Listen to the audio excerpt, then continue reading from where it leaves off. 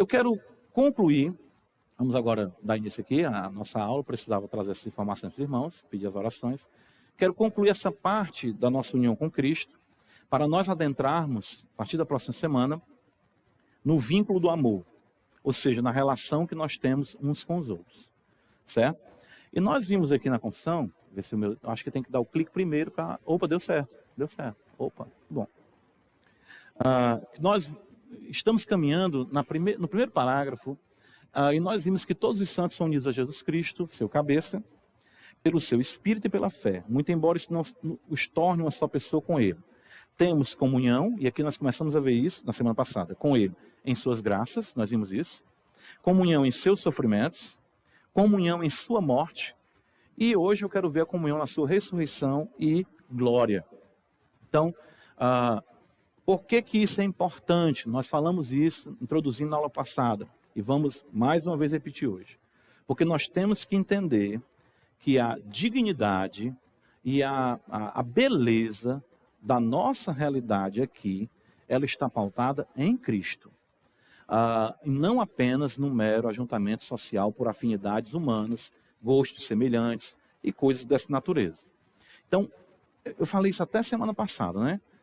Quando um crente entende isso, que ele está na igreja por conta de Cristo, e ele está unido a Cristo, ele se torna a melhor pessoa com quem você possa lidar. Aí é a natureza da ovelha.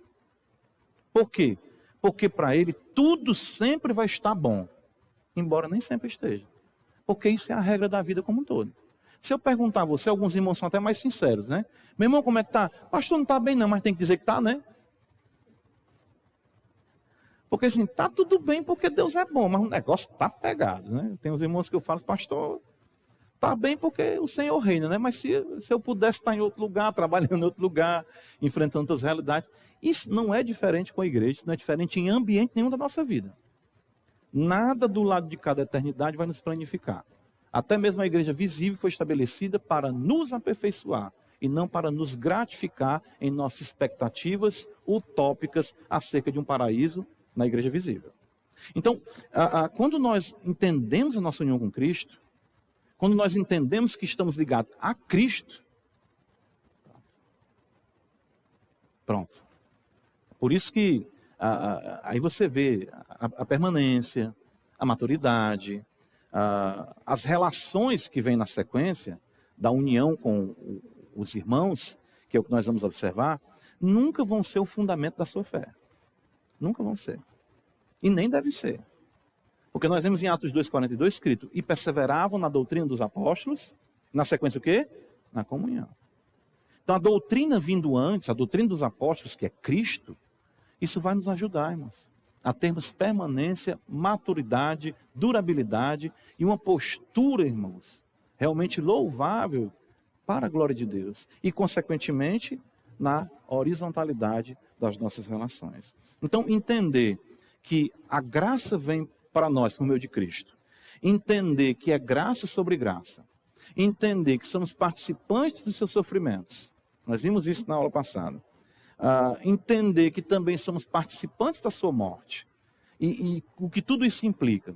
Isso tanto destaca para nós os benefícios, como também a nossa compreensão da vida cristã, na relação uns com os outros. Né?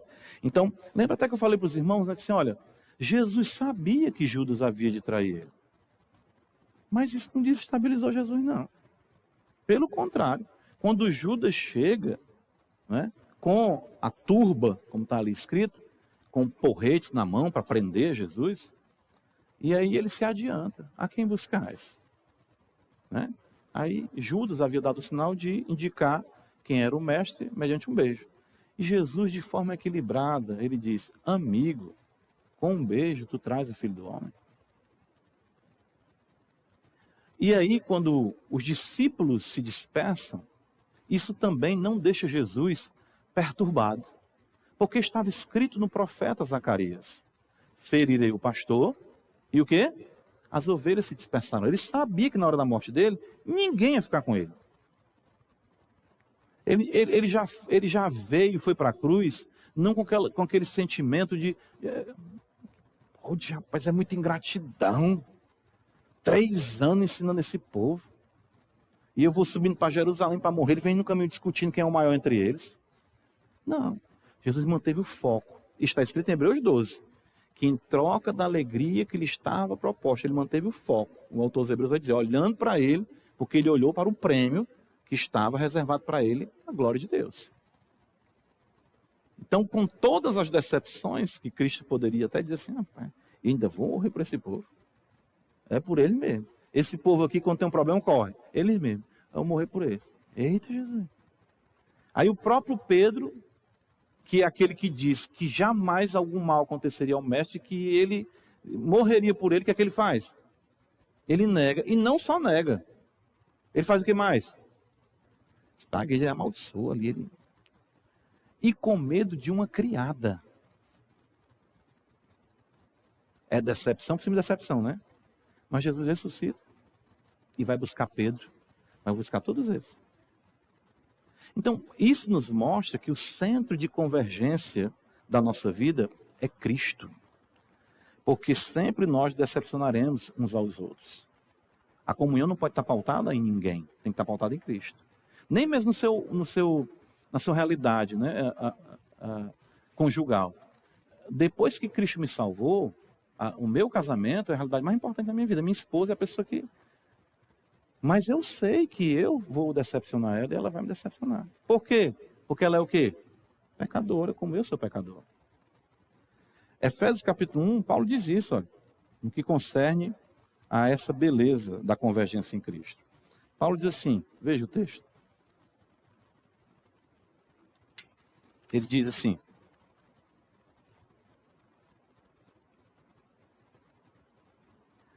ele fala de Cristo, que desde o versículo, 3, vai desenvolvendo, ele diz assim, versículo 9, desvendando-nos o mistério da sua vontade, segundo o seu beneplácito que propusera em Cristo. Qual é a sua vontade, sua boa vontade que ele propôs em Cristo? De fazer convergir nele. Nele quem? Em Cristo. Na dispensação da plenitude dos tempos. Todas as coisas, tanto as do céu como as da terra. Então tudo converge para quem? Cristo. E isso é, de fato, o fundamento da comunhão. Eu peço a Deus que isso entre na sua mente e no seu coração. Cristo, a esperança da glória. Então, essa relação com Cristo, por isso que ela tem que ser, como nós vimos aqui, batida, tem que ser no sentido de ser repassada. A importância disso, né? Tudo que Cristo fez, tudo que Ele possui, nós vimos isso, nos pertence. Essa união gloriosa é o fundamento da comunhão com os santos e aquilo que eles comunicam, dignidade e unidade. Então, a união com Cristo, lembrem disso. Ajuntamento como esse aqui, os mormons produzem. Eles já ficam procurando. Ajuntamento como esse, os mormons produzem. Ajuntamento como esse, as testemunhas de Jeová produzem. E por que os irmãos não estão lá? Por que estão aqui? Cristo. Cristo, porque ajuntamentos como esse o mundo produz sem nenhum contexto religioso. Eu estava caminhando, eu vendo, às vezes eu faço isso, eu digo, pastor, não perca tempo com essas coisas, não, mas é porque eu estava vendo, aí tinha assim um vídeo, eu estava caminhando, eu disse, vou ver isso aqui, não estou recomendando não, viu? Caio Fábio sobre o fim dos tempos e tudo, ó. Aí eu vi o homem, rapaz, falando, e várias pessoas no lugar, assim, rapaz, ainda tem gente que se presta um papel desse. Eu pensando, né? Porque você vai observar, desculpa o termo assim, é uma verborreia mesmo, sabe? É uma coisa assim que parece muita coisa, e ele cria muitas palavras, né? Uma coisa assim, né? Interessante, você fica, paz. Aí quem fica vendo, fica encantado com aquilo ali. Em nenhum momento se fala da cruz de Cristo, do perdão de Cristo, da salvação em Cristo, dos nossos pecados, da glória de Cristo. Em nenhum momento se fala disso. Então, ajuntamentos existem muitos. Amizades também. Você pode ter história com uma pessoa de 20, 30 anos. Isso não quer dizer que é comunhão nos parâmetros da Bíblia, se não for em Cristo, porque a unidade com Cristo, de fato, o fundamento da comunhão dos santos, e aquilo que ele comunica, dignidade, unidade, é a relação com Cristo. Não é o fato de você gostar, querer bem a alguém. Isso vem na esteira. E às vezes nem vem com todo mundo. Convive normal. Eu não tenho como amar todo mundo, eu nem conheço todo mundo. Deus é que ama o mundo. Eu não posso, né? Deus amou o mundo. Assim, eu amo o mundo. Eu entendo, você fala isso até de forma geral. Mas dizer como Deus ama cada indivíduo, no sentido de trazer salvação, não. Nós não temos essa capacidade. A gente fala no amor até com aquela pessoa que fica uma só carne com a gente, não é não? Claro, quem dera. A gente vai amar com o maior número, enfim, de conhecimento, mas a gente não tem. Mas o fato é que nós estamos unidos em Cristo. Estamos unidos sob a palavra. Estamos unidos sob as ordenanças. Todos nós publicamente afirmamos que fomos lavados dos nossos pecados pelo batismo. E todos nós publicamente afirmamos, mediante a mesa, que Cristo é o nosso alimento. Que sem Ele nós não conseguimos viver. Isso é a unidade, isso é a dignidade da unidade. Às vezes a gente, como eu falei, cria essa utopia, eu vou sempre estar repassando para os irmãos, porque a dignidade e a verdadeira unidade está na relação com Cristo. Que é muito interessante isso. Você percebe, isso é empírico, e você experimenta. Uma pessoa que está unida a Cristo, sua alma se irmana. Eu mostrei textos aqui para os irmãos. Jonatas amou a Davi, Davi a Jonatas de uma forma que, puxa vida, e Jonatas ali, filho de Saul, Saul querendo matar Davi. O que é que acontece? É exatamente isso. Testemunho do Espírito, certo? E por isso que é importante nós nos determos sempre mais na comunhão com Cristo do que necessariamente nós criarmos aqui uma teologia social da sociabilidade. No sentido de pensar assim, às vezes algumas igrejas vão trabalhar da seguinte forma, sabe como é? Vamos aqui melhorar a nossa relação com a igreja. Aí começa a trazer cursos, começa a trazer, sei lá, alguma realidade mais social. Vamos fazer aqui, vamos, né? Entendo, não estou falando se é de todo errado. No sentido assim, vamos quebrar o gelo. Não tem aquele negócio de quebrar gelo, né? Às vezes não, né? Eu morro de vergonha dessas coisas. Quebrar gelo. Eu já fico assim, né? Vamos fazer um quebra-gelo. Sabe, onde é que eu me escondo? Eu fico assim, né? Mas nós temos as maneiras humanas de produzirmos isso, não temos? Aproximar, conversa com a pessoa, na igreja, embora as realidades básicas e basilares da educação devam ser cultivadas, a nossa relação primariamente tem que ser com Cristo. Uma pessoa ser recebida na igreja é pela sua relação com Cristo. Tanto que você vai observar, eu falei para os irmãos, o próprio Saulo não foi recebido logo pela igreja de Jerusalém, não. Ele já queria pregar, já queria ensinar e tudo, e de fato ele assim o fez. Mas o que acontece? A igreja tinha receio dele, porque precisava ainda considerar se de fato ele tinha uma relação com Cristo. Barnabé introduz ele, mas a igreja ainda fica receosa até que ele parte. E é interessante isso. Deixa eu mostrar aqui um texto para os irmãos. Abre aí comigo em Atos dos Apóstolos. Você já parou para pensar? Olha como é interessante isso aqui. Atos dos Apóstolos, capítulo 9.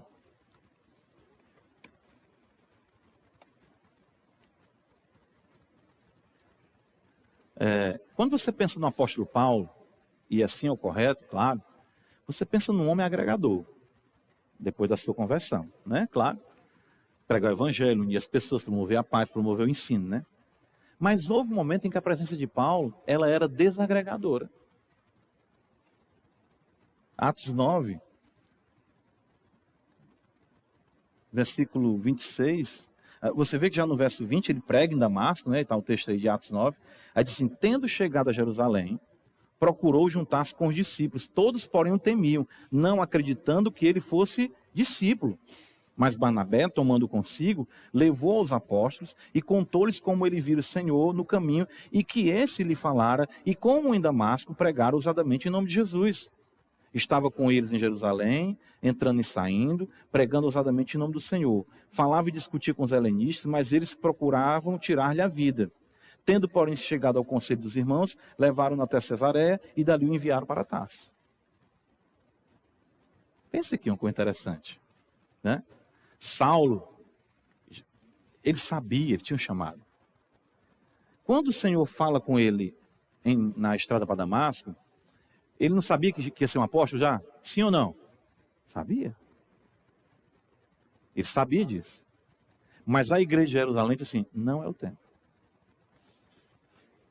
Primeiro que trouxe, embora teve que dar esse testemunho, dizer que ele era de fato apóstolo, dizer que Cristo tinha feito, dizer que realmente ele era discípulo. Ele ficou ali, mas ainda gerou aquela discussão com os helenistas, irmãos, rapaz.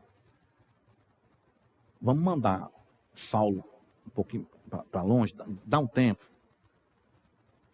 Enviaram ele para Cesareia e dali para Tarso. Ora, se você pensar humanamente, se eu fosse pensar aqui em estratégia missionária, no sentido né, talvez. Rapaz, Saulo, educado aos pés de Gamaliel, se converteu, é um trunfo para nós. Isso aí é um golpe fatal no judaísmo, porque um pilar do judaísmo se converteu. Não, eles mandaram ele para longe.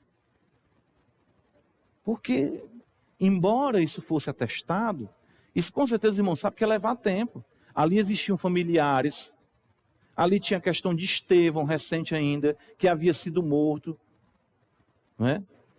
Ali existiam familiares, talvez Paulo tinha encerrado na prisão, ele vai dizer na frente que fez crentes, enfim, blasfemaram, maltratou. Tinha gente que olhava e...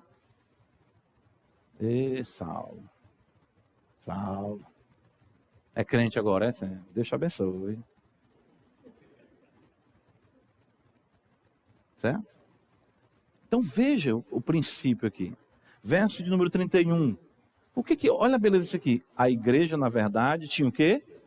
Paz. Por toda a Judéia, Galiléia e Samaria, edificando-se e caminhando no temor do Senhor e no conforto do Espírito Santo, crescia em número. Você já parou para pensar que no momento em que Paulo foi tirado de cena, a igreja teve paz? E depois ele vai ser preparado, trabalhado esses 3 anos na Arábia. Aí ele volta para ser, de fato, o grande baluarte dessa paz também. Então não é só questão humana, não é só questão de estratégia, não é só questão de afinidades, é Cristo. É o bem-estar da igreja em Cristo, é a glória de Deus em Cristo. Isso é muito importante nós entendermos. Aí nós vimos a relação bendita com a Trindade, que nós somos trazidos a essa relação, e vimos também a questão da graça, abundante graça, como também vimos os sofrimentos inerentes, consequentemente, receber graça, temos os sofrimentos. E agora, algumas referências que eu quero considerar com os irmãos, nós vimos também a morte, né? Morremos com Cristo para vivermos em novidade de vida, e agora nós iremos observar a sua ressurreição. Olha, então, irmãos, é assim, quem nunca pode lhe faltar? Quem? Cristo. Quem nunca vai lhe faltar? Cristo. Agora você tem ciência disso mesmo? Pois não. Então, a realidade teórica a gente já entendeu, né? A gente precisa experimentar mais disso, né? Falei, mozinha, quando tomar água aqui. Tomando esse contexto do apóstolo Paulo, no caso de irmãos, né, que geram prejuízos para a igreja, e que mesmo arrependidos, eles retornem, né, peçam perdão à igreja, em assembleia, falam do ocorrido. A presença desses irmãos pode ainda ser um prejuízo para a igreja, mesmo sendo arrependidos? Sim. Em alguns contextos, sim. A gente tem que ter sabedoria com isso. Eu estou conversando com um pastor numa situação dessa aí. Vou contar um caso, ninguém sabe qual é a igreja, nem onde é, não é nome de ninguém. Então, muito simples, só para os irmãos entenderem. Na igreja, lamentavelmente, aconteceu de uma família, marido e esposa, e uma irmã na igreja se relacionar com o marido da irmã. É uma coisa que, lamentavelmente, nós sabemos que acontece, eu digo assim, não como sendo algo comum, mas lamentando por isso. O que aconteceu? A irmã se arrependeu, que se envolveu, e o marido também. Certo, ok. Como é que vai tratar isso aí? Não, vai se arrependeu e vai permanecer na igreja a mesma realidade. Totalmente sem sentido isso aí. Você manter uma realidade de até às vezes dissolução. Eu já estive em igreja em que o casal estava ali, se separaram e permaneceram na igreja. Um filho. O ex-marido saiu, casou e trouxe outra mulher para dentro da igreja. Aí ficou ele, a esposa atual, com mais um filho novo, e a ex-mulher do outro lado do banco, com outro filho ali também. Isso não faz sentido. Tem realidades que nós temos que entender que a comunhão, ela fica trincada nisso aí. Você tem que ter bom senso com as coisas. Tem que ter bom senso. Então, por isso que algumas vezes, algumas circunstâncias, você até pode orientar e acompanhar a restauração da pessoa em outra igreja. Não quer dizer que ela não seja arrependida e não seja crente e que tenha voltado, caído em si.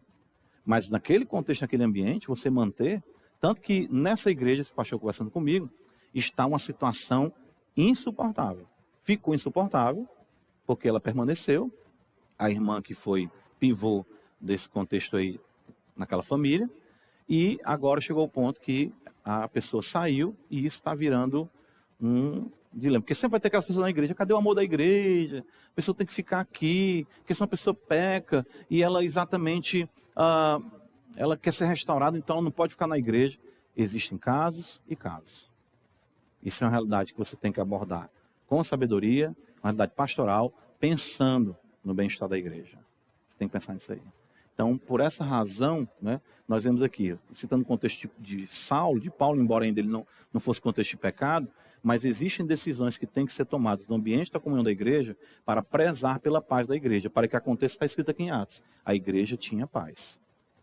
Então, nós temos que ter cuidado com isso aí também, para termos bom senso nessas resoluções. Aí os irmãos orarem pelos pastores, orarem pelo conselho, para que as coisas sejam conduzidas dessa forma. Às vezes as pessoas, né, então, nesse contexto, acho que essa ilustração, né, com o fato, ajuda melhor nós compreendermos. Fomos ressuscitados com Cristo, e isso é importante da nossa relação com Cristo, para vivermos na esfera celestial de uma nova criação. Irmãos, isso está em Efésios, né? No texto de Efésios, veja Efésios capítulo 2, verso 4 em diante, Paulo diz, mas Deus, sendo rico em misericórdia, por causa do grande amor com que nos amou, estando nós mortos em nossos delitos, nos deu vida juntamente com Cristo. Aqui nós vemos a união com Cristo estabelecida tanto na sua morte como na sua ressurreição, e ainda a questão da esfera celestial. Ele diz assim, olha, pela graça sois salvos, e juntamente com ele nos ressuscitou e nos fez assentar aonde? Você já parou para pensar que você está nos lugares celestiais em Cristo Jesus? Interessante isso, né?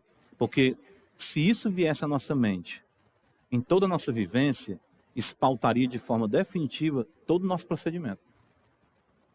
Na igreja, nas conversas, nas relações, nos lugares celestiais, elevado a essa esfera. Cristo adentra a cabeça da igreja, corpo, né, somos nós. Então, a compreensão desse enlevar, né, ou seja, desse status glorioso em nosso Senhor Jesus Cristo, e de estarmos unidos a Ele. Veja como isso aí é norteador e determinante. Se você pensa assim, surge um problema na igreja, você pensa assim, irmãos, vamos resolver aqui, porque nós estamos nos lugares o quê? Celestiais em Cristo Jesus. Como é que nós devemos proceder nos lugares celestiais? Nós fazemos parte de uma corte celeste. Estamos em Cristo. Vamos pensar de forma altaneira. Qual é a maneira de se resolver isso? Essa questão. Estamos em Cristo, então vamos ver como é que isso delineia a nossa vida. Pensando nada, irmãos. Na hora que você tem um problema, um dissabor, você só pensa em você. Eu digo isso porque nós somos pecadores e agimos assim. Você pensa no que lhe incomoda, no que lhe desagrada, e não no que é glorioso em Cristo e benéfico para a igreja. Os nossos problemas se dão por conta disso. Porque nós não entendemos a sublimidade da união em Cristo. Nós não pensamos, como é que eu posso agregar, juntar isso aqui? Como é que eu posso? Porque aí você vai entender Jesus dizer assim, quem comigo ajunta, não espalha. Porque a gente tem que entender isso. É uma coisa que olha, lembra que eu falei para os irmãos, nas primeiras aulas, eu sempre converso com outros pastores, a gente conversa, ora, trata dessas questões. Irmãos, eu não lembro agora de ter recebido, nesse momento, a ligação de um pastor, ou uma conversa, me pedindo um aconselhamento, ou compartilhando uma dor, de que a igreja estava saindo de uma convicção trinitária para uma convicção unicista ou unitarista. Eu nunca enfrentei isso aí, não. Pastor, eu estou com uma dificuldade que é, não porque os irmãos não estão crendo mais na Trindade, estão crendo agora que Deus não é trino e tudo. Eu nunca vi isso aí. Pode ser que aconteça. Ou alguém chegar para mim, pastor, estamos na igreja ali, vixe, a dificuldade, eu estou com 50 membros questionando a divindade de Jesus. Não. Mas os problemas que eu compartilho, que vejo os pastores compartilharem comigo, é a imaturidade da igreja de se degladiar entre si, porque não entende a sua união em Cristo. Sempre assim. Sempre assim. Sempre voltado para problemas, para pessoalidades. Esquecem totalmente de que a dignidade, a unidade da igreja está em Cristo e não nas relações humanas. Relação humana por relação humana, eu não preciso da igreja. Entenderam, irmãos? A humanidade, ela é gregária em sua natureza e ela pode ter isso de forma natural. A igreja vive essa realidade da unidade na sobrenaturalidade de Cristo, que é a cabeça.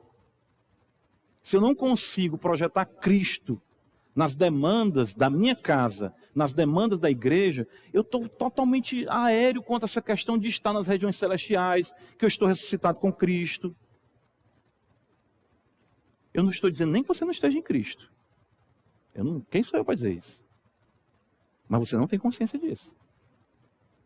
Está entendendo? A gente não tem consciência disso. É uma coisa apenas que a gente lê, texto aí, ó, belíssimo. Amém, Escritura, amém. Palavra de Deus, amém.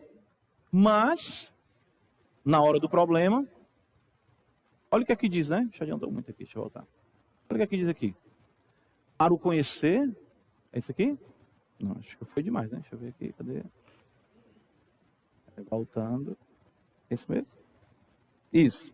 Para o conhecer e o poder da sua ressurreição e comunhão dos seus sofrimentos, conformando-me com ele na sua morte. Então, nós temos aí tanta questão da morte e a ressurreição nos colocando nos lugares celestiais, e o poder da ressurreição. Cristo ressuscitou é a garantia de que nossos pecados foram o quê? Perdoados. Então, existe algum pecado que na cruz não tenha sido resolvido? Você estava unido a ele na cruz? Sim ou não? Sim. Você estava unido a ele na sua ressurreição? Sim ou não? Sim. Então, por que o pecado vai determinar a sua relação na sua casa e na sua igreja? Os irmãos entendem como nós invalidamos? Não pelo sentido de que não seja real, mas não nos apropriamos, não tomamos posse da vitória. Aí é onde você toma posse da vitória. Não, isso aqui, peraí, a igreja de Cristo tem como é que é a questão aí? O que é que está acontecendo? O que é que está faltando? Ah, é só isso aí? Vamos resolver. Concluindo, glorificados em Cristo, que eu já deixo o ponto para a gente tratar do vínculo do amor na próxima aula. No poder do mundo vindouro, nós vivemos, caminhamos em novidade de vida. Então, veja, tudo que é verdade acerca de Cristo é a nosso respeito.